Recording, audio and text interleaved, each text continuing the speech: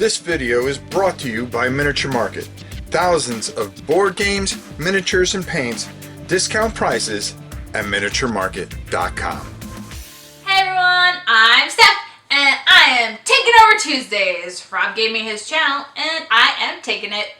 And if you've been watching the past few weeks, maybe the past month or so, I have been doing my top 50 favorite games. And so today I get to top it off with my top 10 favorite games of all time. My list has recently been reworked, so things have come and gone. A lot of stuff that was in my top 10 has been pushed down into my top 20. But for the most part, there is some staples that I just can't get over and that I just love. So some of them have remained in my top 10 and some of them are new. So we'll find out what happened. So my number 10, my 10th favorite game of all time is Sid Meier's Civilization. So this game from 2010, the Fantasy Flight Edition, it was one of the early games that got me into board gaming. And you know, I didn't know anything about it, but, you know, I went into Barnes & Noble one day, I'm like, should we get this or this? And I ended up picking Sid Meier's Civilization, just because, why not? Little did I know that the game was like a huge civilization builder, and it just was like kind of overwhelming, well, very much overwhelming, but we stuck through it, and then I played it a whole bunch, so much. I played this game all the freaking time.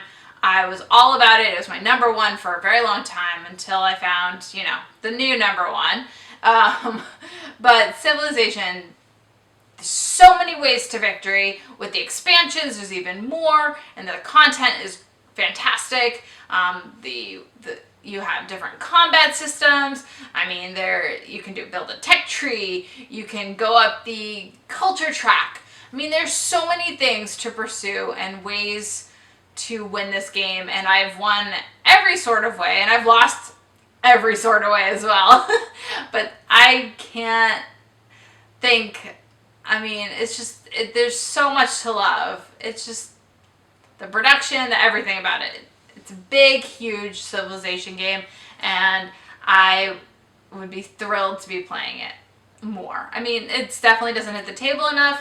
There's a lot of rules. It's very intimidating for many people. It's not one that people are like, oh, let's play Civilization. And so it kind of has to be a scheduled game event. But I love it. I will always want to play it. So great. Coming in at number 9 is a game I have recently been playing a whole lot, and that's called Cities. Cities is a fantastic, easy, multiplayer solitaire tile laying game. I've been playing it a whole lot on boitejeu.net. Recently been playing a whole lot of online games, so Cities still remains in my top 10. It's been there basically since I learned it. I mean, this game has everything I love. It's spatially puzzly. You're trying to put your workers in locations to get the most points possible, but it's also a little bit of push your luck, because not all the tiles will be used every round or every game, and you're like, I know that tile's in there. Will it come out? Will it come out? Will it come out? I'm gonna save room just in case it comes out. Oh, it came out. Yes, I win this game because I banked everything on one tile coming out. Or, you know, you have to just plan for the best possible scenario. And so it's very fast. It's very light. There's lots of different ways to score your meatballs. So, I mean, it's simple and fun, and it's just amazing, and I can't get enough. So Cities, tile placement awesomeness.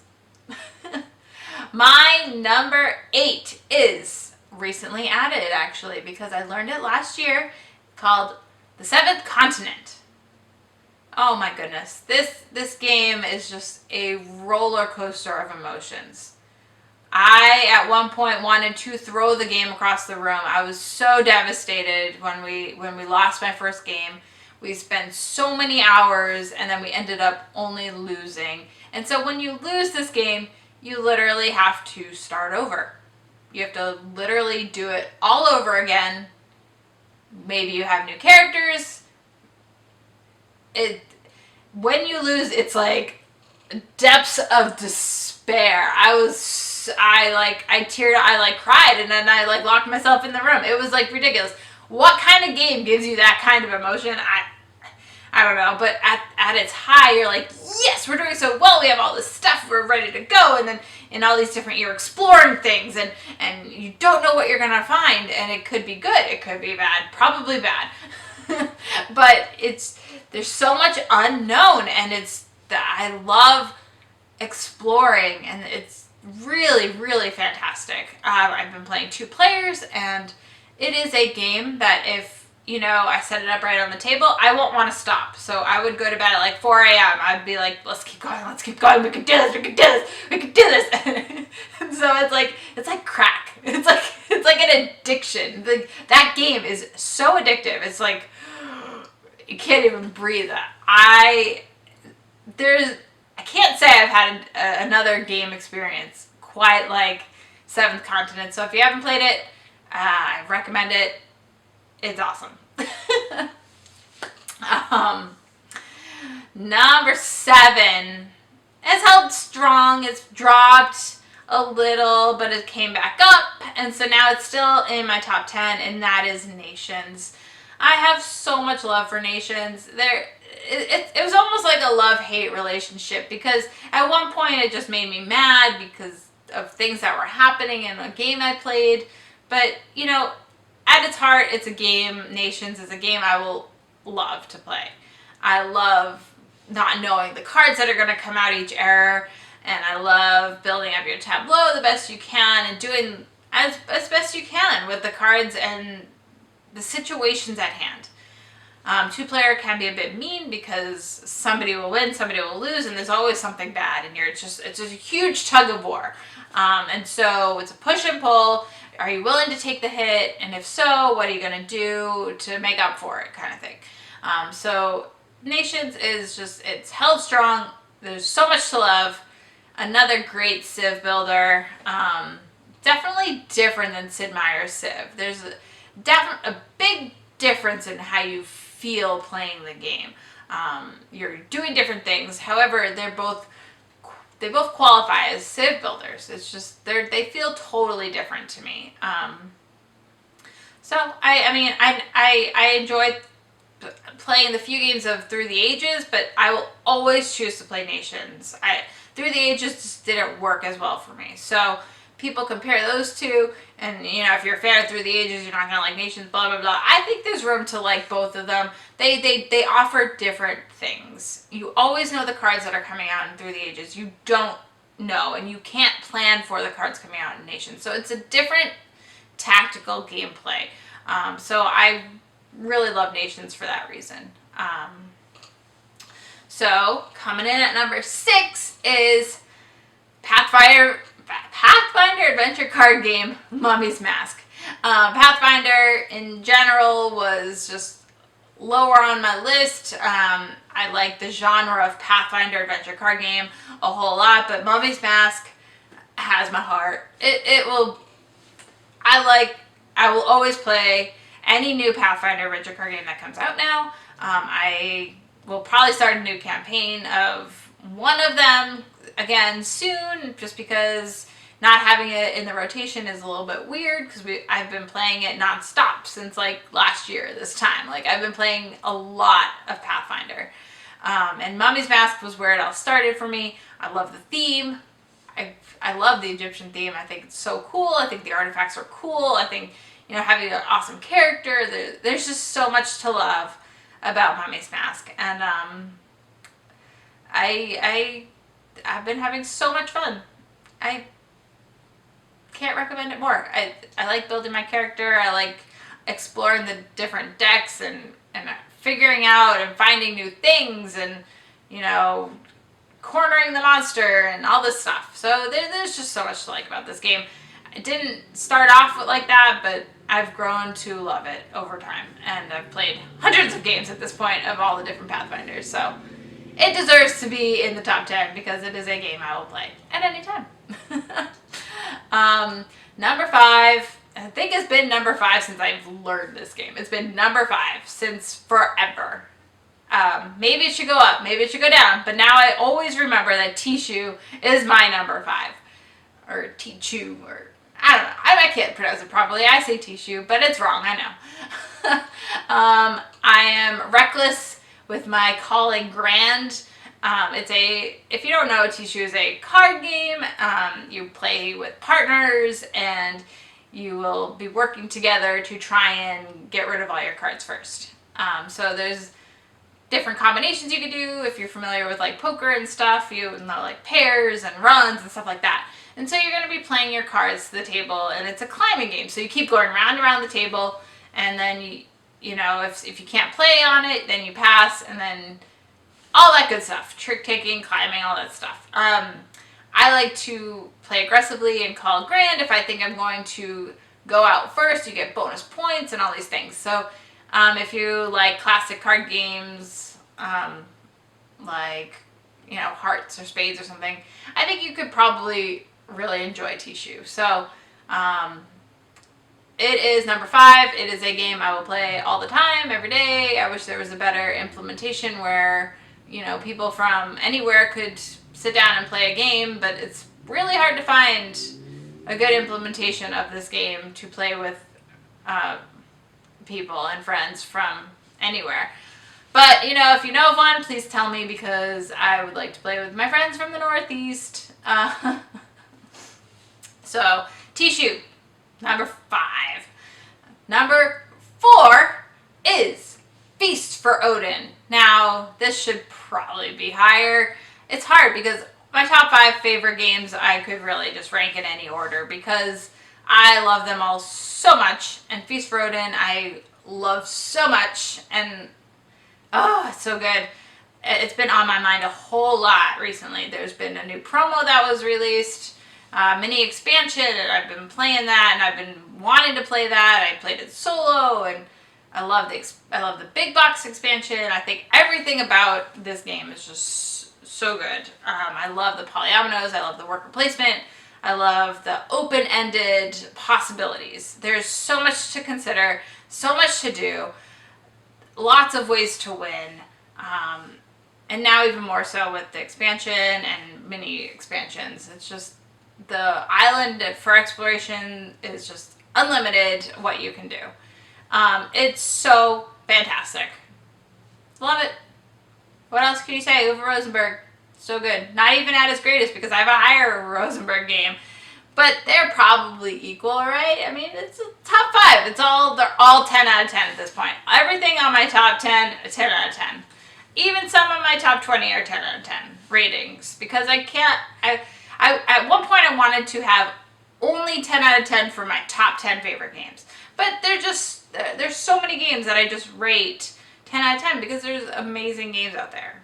So, but it's really hard to rank my top 5 favorite games because I love them all so much. Coming in at number 3 is near and dear to my heart, 7 Wonders. With or without expansions. I love all the expansions. I love Armada, probably the best.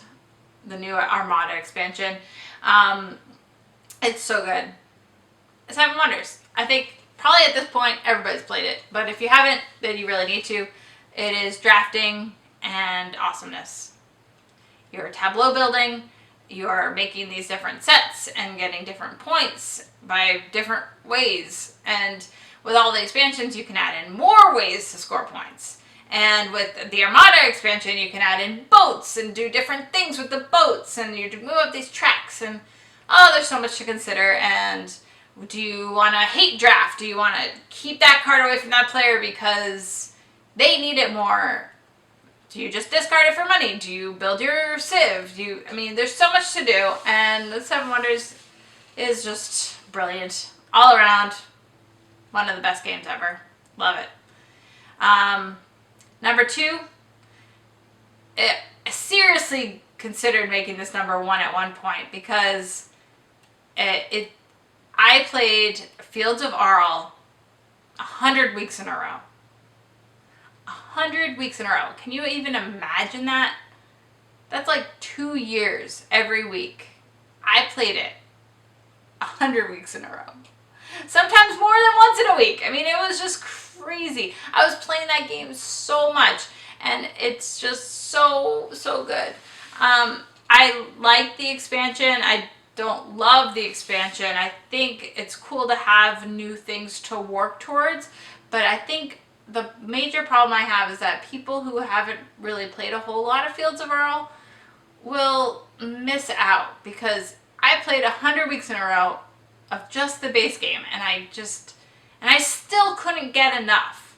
Now, when the expansion came out, there's so much more, and it made my head just spin with possibilities of, but you know, even intertwining it with the regular mechanics, it's just like there's so much to do. So any normal person who hasn't played Fields of Arle as much as I have will have like an overwhelming feeling, because there's so much and you don't really know what to do, because everything is open-ended. You can do this, you can do that. What you do could end up in victory. Any way that leads you, you will have a good time and you can pursue your own strategy.